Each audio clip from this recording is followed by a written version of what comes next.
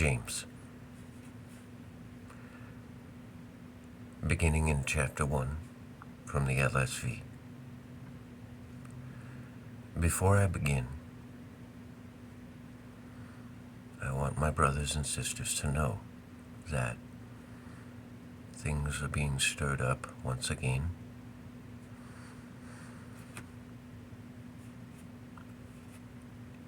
And we, in these times, are going to have to live through great difficulty,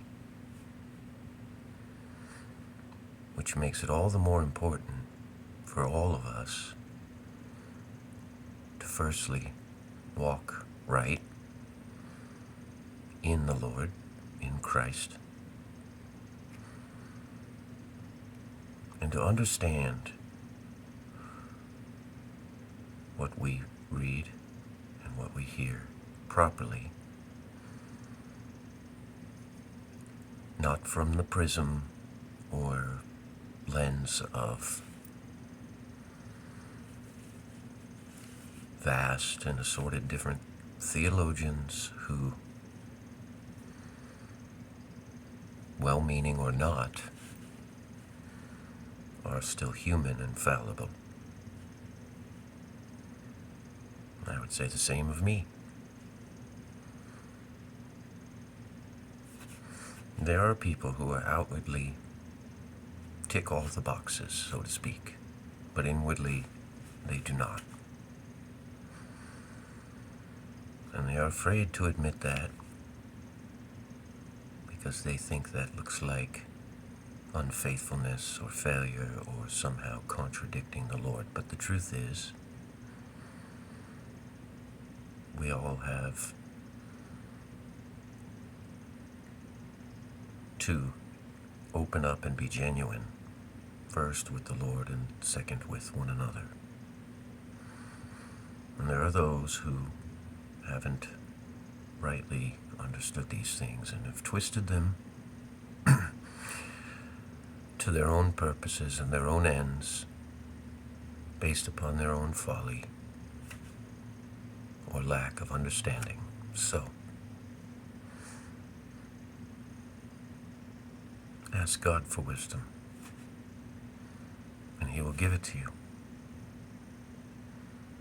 You can know that with certainty and without doubt. But you have to be willing to hear whatever answer it is He wants to give. Anyway, on we go with James. James, a servant of God and the Lord Jesus Christ, to the 12 tribes who are in the dispersion, greetings.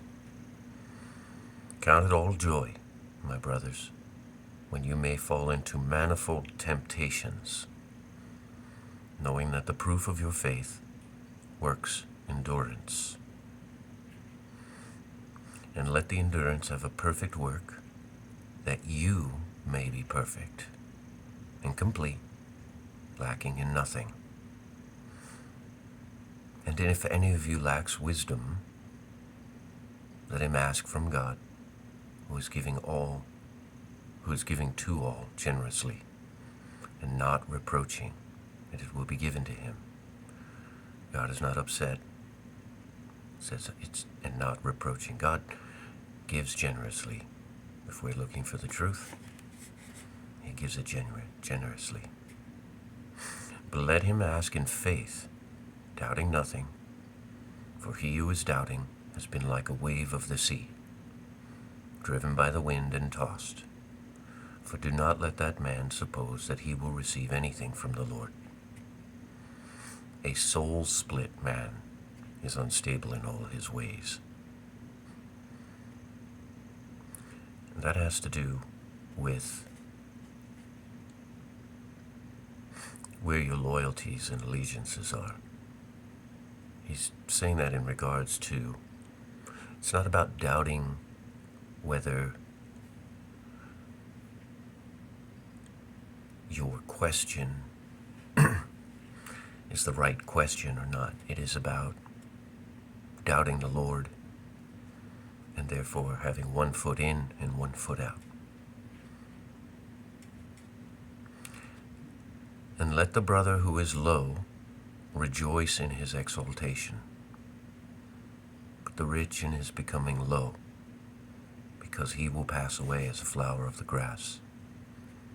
For the sun rose with the burning heat and withered the grass, and the flower of it fell, and the beauty of its appearance perished. So also the rich in his way will fade away. Blessed is the man who endures temptation, because, becoming approved, he will receive the garland of life, which the Lord promised to those loving him. Let no one who is being tempted say, I am tempted from God. For God is not tempted by evil, and himself tempts no one. But each one is tempted, being led away and enticed by his own desires.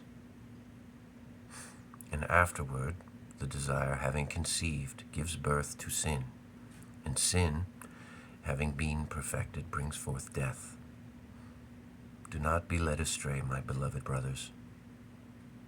Every good, giving, and every perfect gift is from above, coming down from the Father of lights, with whom is no variation or shadow of turning. Having willed it, he begot us with a word of truth, for our being a certain first fruit of his creatures. So then, my beloved brothers, let every man be swift to hear, slow to speak, slow to anger, for the wrath of a man does not work the righteousness of God. For this reason, having put aside all filthiness and superabundance of evil, receive the implanted word in meekness that is able to save your souls, and become doers of the word, and not hearers only, deceiving yourselves. Because if anyone is a hearer of the word and not a doer, this one has been like to a man viewing his natural face in a mirror. For he viewed himself and has gone away, and immediately he forgot what kind of man he was. But he who looked into the perfect law, that of liberty, and this is important, the law of liberty. Paul talks about the perfect law of liberty.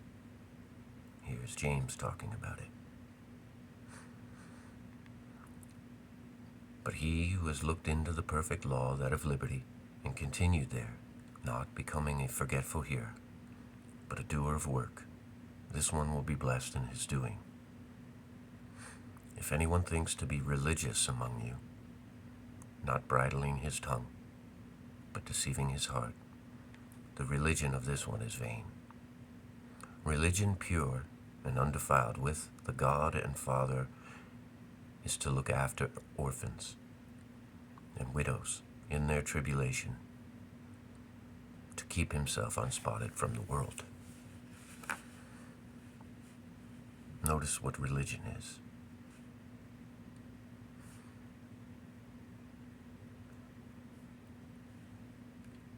Anyway, brothers,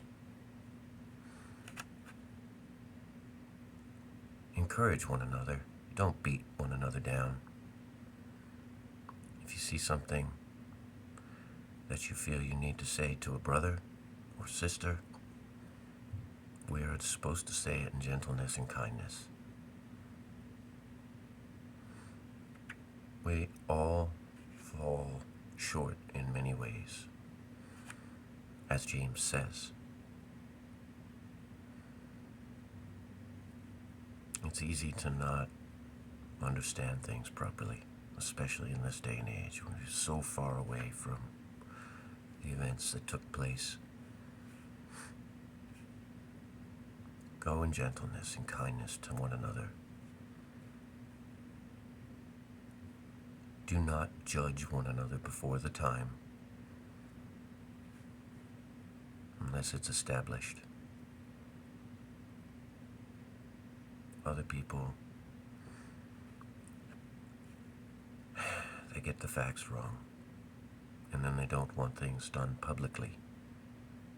Well then, if they don't want that, they should come privately. These people don't care about God because they don't care to do what He tells us to do. God help us all, and Godspeed.